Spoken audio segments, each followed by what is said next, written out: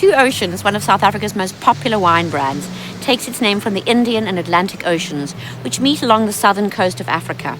Now, it's the sea that has such an enormous impact on the weather of the Western Cape. It's the winter rains, which moisten the soil, the summer sun, which ripens the grapes, and then the cooling sea breezes and ocean mists, which allow the grapes to ripen at their own pace, and in turn make the wine so flavorful and so intense. But obviously, the sea is not just about making good wine, it's about sustaining life too, which is why Two Oceans supports SASSI, the South African Sustainable Seafood Initiative, developed by WWF. These amazing people really help to conserve the overexploited fish in our oceans. So if you love seafood, like I love seafood, then really you should be making the right choices. Happily, all the recipes here have got the green light from SASSI. They all taste delicious, they're all very simple to make, and they all go wonderfully well with Two Oceans wines. So drink Two Oceans wines responsibly and make responsible fish choices by going to www.wwf.org.za/SASSI or SMS your local FMS line to make the right choices. Cheers.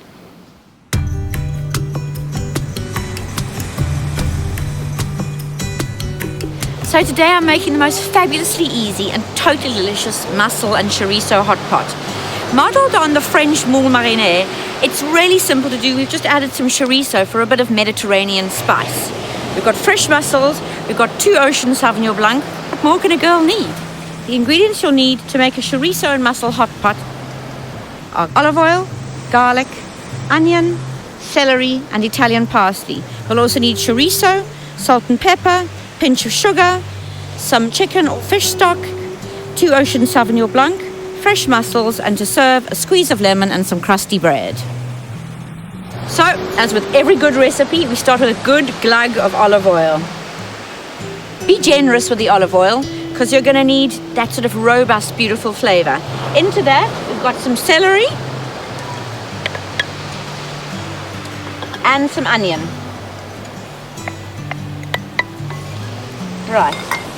You don't want to add the garlic yet because there's quite a lot of sugar in garlic, and if you add it too early, it's going to go brown and caramelize. Right, so while that's frying, and don't let it fry too fast, you don't want to brown it, you just want to get the flavors to come out. You're going to chop up your chorizo. Now, you really want quite small pieces of chorizo. It's more for flavor than anything else. Right, it's tough, this chorizo skin. You can rip it off if you like. Okay, so chop it up as best you know how. So, beautifully diced chorizo.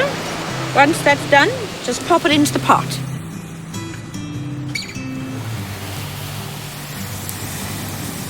Okay, now you want to fry that for a good few minutes to really release the flavors. It's got a beautiful smell. You want that sort of spicy paprika notes to just come through.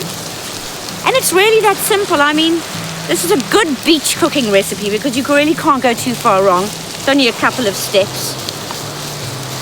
What you need is your chorizo beautifully browned so that all the flavors are released and it's got a little bit of crispness to it. And then you add your garlic. Should you add your garlic before that, the possibility is that it'll burn.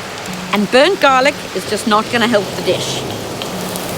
Once that's in, you're going to add a good glug. We've got some Two Oceans Sauvignon Blanc here. Two Oceans Pinot Grigio will work just as well. Oh, smells divine. All right, in that goes. And then I've got some fish stock. If you haven't got fish stock, chicken stock will do just as well.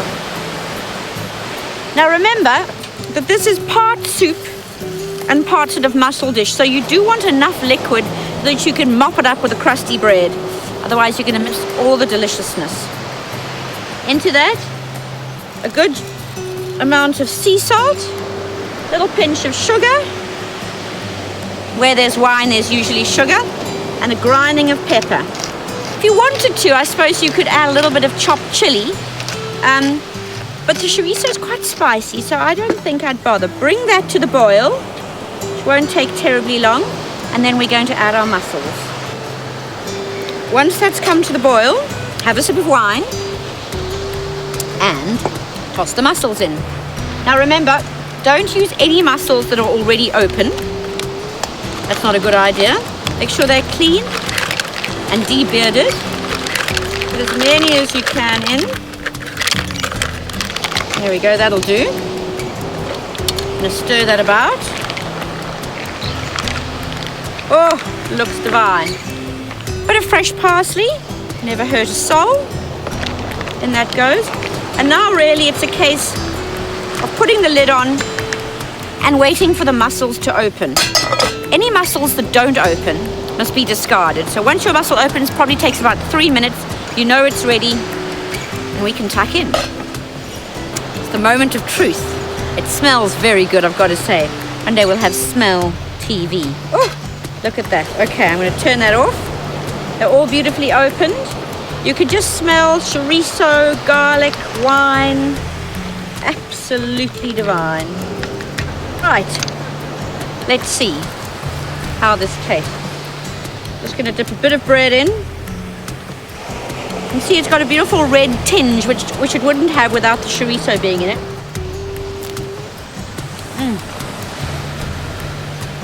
Fresh mussels, a glass of Sauvignon Blanc. Heaven.